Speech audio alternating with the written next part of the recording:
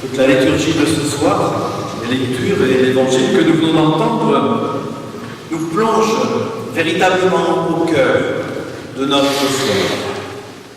Cette foi qui fait de nous des vivants, des ressuscités avec le Christ, pour vivre et témoigner de sa parole, témoigner de la victoire de sa vie donnée par amour, pour nous, par amour, pour tous les hommes.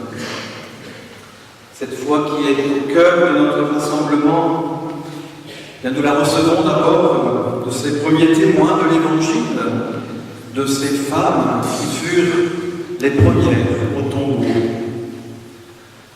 Manifestement, l'annonce de la résurrection de Jésus est d'abord un événement qui vient bousculer, dérouter même la vie de ses amis, la vie de ses proches.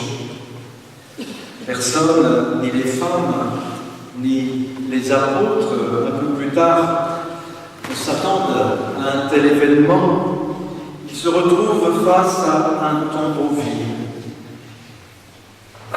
Ils se trouvent face à une parole aussi qui leur est donnée, annonçant l'incroyable. Et leur première réaction est celle de l'incompréhension et même de la peur. Puis il faudra un deuxième temps pour que ces premiers témoins, forts de leur rencontre avec le ressuscité, comprennent, croient véritablement que Jésus est venu ouvrir le chemin de la vie. Alors des paroles de Jésus qu'ils avaient entendues de lui prennent alors tout leur sens. Il faut que le Fils de l'homme soit livré, qu'il soit crucifié et que le troisième jour il ressuscite. Ou encore lorsqu'il parlait en parabole, comme par exemple du grain de blé qui doit mourir pour donner la vie. Ou quand il disait encore, celui qui perd sa vie, un jour la trouvera. Oui, c'est alors le temps de l'accueil, le temps de la relecture, c'est le temps de la foi. Cette démarche aussi qu'il nous faut faire nous-mêmes pour accueillir la foi dans notre vie et dans nos cœurs. Oui, il est bien vivant. Comme nous dit l'Évangile, le Christ précède maintenant ses apôtres en Galilée, c'est-à-dire qu'il les accompagne désormais sur leur route quotidienne. Oui, c'est là qu'ils ont à vivre la mission. La foi de ces premiers témoins les conduira, nous le savons, peu à peu à tout donner pour répandre cette bonne nouvelle autour d'eux et même jusqu'à Rome et au prix de leur propre vie. Tous ceux qui ont pu voir le spectacle, vivons-le, il y a 8 jours, à Mauves, ont pu revivre tous ces événements qui sont les actes des premiers chrétiens. Dans la suite de ces témoins, notre foi, nous l'appuyons sur le témoignage de l'Église qui, depuis 2000 ans, vit de cette annonce de la résurrection. Elle l'a vécu par une multitude de témoins à travers les siècles. Des gens qui ont misé aussi leur vie sur l'amour, sur l'espérance que suscite la parole de l'Évangile. Des gens ordinaires, avec leur richesse et leur faiblesse, mais confiants dans le pardon et dans la nouveauté de vie que Dieu propose. Oui, c'est par tous ces témoins dans la vie de l'Église, témoins d'hier et d'aujourd'hui, bien que la nouvelle de la résurrection est venue jusqu'à nous. Et notre foi, bien, nous la vivions aussi sur notre propre histoire, notre propre expérience, les les uns les autres. Histoire marquée par des événements, par des étapes, des rencontres, avec aussi notre lot de joie ou de peine, de doute parfois, mais aussi avec ces moments lumineux, sereins, où nous accueillons l'espérance profonde que nous donne la parole de l'Évangile, nourrie aussi par ces moments peut-être forts de célébration où nous avons reçu la grâce des sacrements. Oui, aujourd'hui encore, le Seigneur continue d'appeler, de donner aux hommes cette vie nouvelle qui s'est pleinement réalisée dans la Pâque du Christ, dans son passage de la mort à la vie. Disciples de Jésus, oui, c'est vraiment dans cette vie nouvelle que nous sommes appelés à grandir et à cheminer chaque jour. C'est là la foi, notre foi, celle de notre baptême.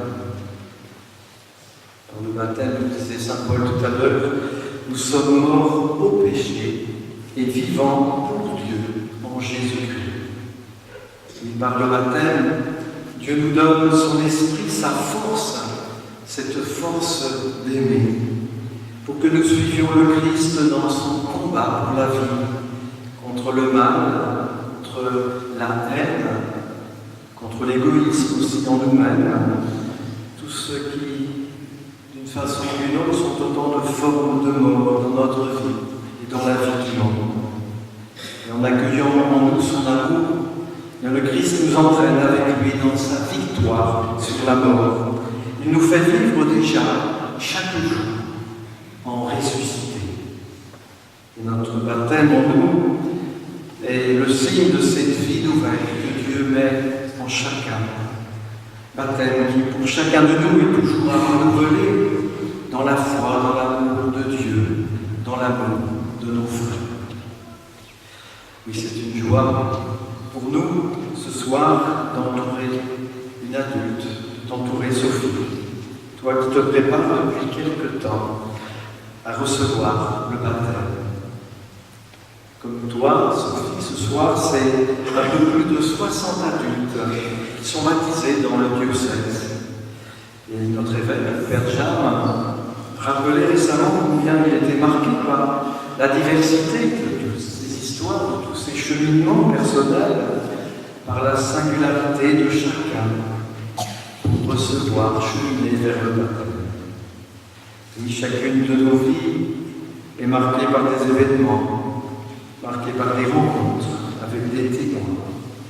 Tu nous disais aussi tout à l'heure, Sophie, dans ton cheminement, l'importance du soutien de d'autres chrétiens dans ta rencontre avec le Seigneur, dans ta rencontre avec son Église.